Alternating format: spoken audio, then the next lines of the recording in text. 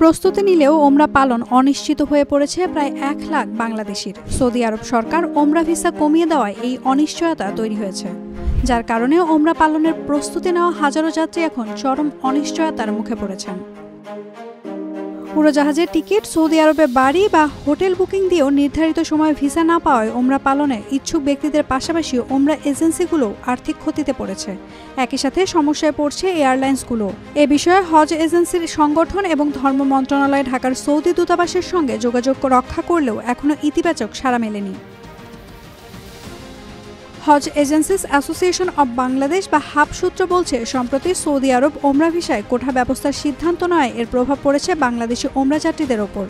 আগে ৯০ থেকে ১০০% ওমরা ভিসার আবেদন অনুমোদিত হলেও রমজান মাসের শুরুতে এই হার নামে ৮ থেকে ১০%। রমজানের শেষ দিকে তা আরও কমে ২ থেকে ৩% দাঁড়িয়েছে। হাব বলছে, ওমরা পালনে ইচ্ছুক ৩৫ থেকে ৪০ হাজার বাংলাদেশি ভিসার জন্য উড়োজাহাজের টিকিট ও হোটেল বুকিং করেছেন।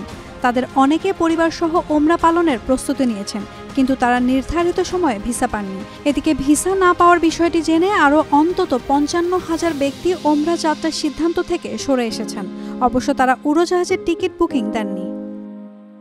এদিকে ভিসা না মেলায় ওমরা প্রত্যাশীদের মতো ওমরা এজেন্সিগুলো বড় আর্থিক ক্ষতিতে পড়েছে, কারণ বেশিরভাগ ক্ষেত্রে ওমরা যাত্রীর জন্য আগাম টিকিট ও হোটেল বুকিং দেয় এজেন্সিগুলো।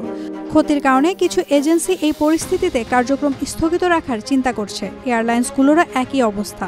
যাত্রীরা ভিসা জটিলতার কারণে টিকিট বাতিল করছেন বা ফ্লাইট পুনর্নির্ধারণ করতে বাধ্য হচ্ছেন। জানা গেছে, সৌদি সরকার ওমরা ভিসার ক্ষেত্রে সম্প্রতি কোটার ব্যবস্থা চালু করেছে। এতে নির্দিষ্ট পরিমাণ ভিসা বরাদ্দ হচ্ছে, তবে এই সিদ্ধান্তের আনুষ্ঠানিক কোনো ব্যাখ্যা পাওয়া যায়নি।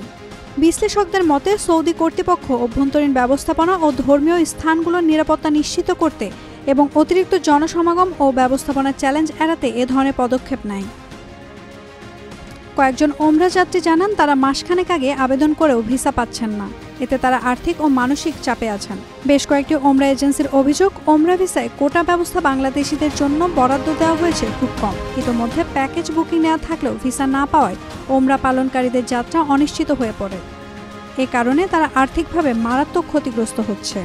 এদিকে ওমরা ভিসার খরচ বেড়ে দ্বিগুণ হয়েছে। সাধারণ সময়ে ওমরা ভিসার খরচ ছিল ১৭ থেকে ১৮,০০০ টাকা, কিন্তু বর্তমান সংকটের কারণে এক একটি ভিসার জন্য ৩০ থেকে ৩৫,০০০ টাকা পর্যন্ত খরচ পড়ছে। তাও ভিসা পাওয়া নিশ্চিত নয়। প্রতি ১০ জন আবেদনকারীর মধ্যে বড়জোর একজন ভিসা পাচ্ছেন। নাওমিন নাসরিন, ডেইলি সান।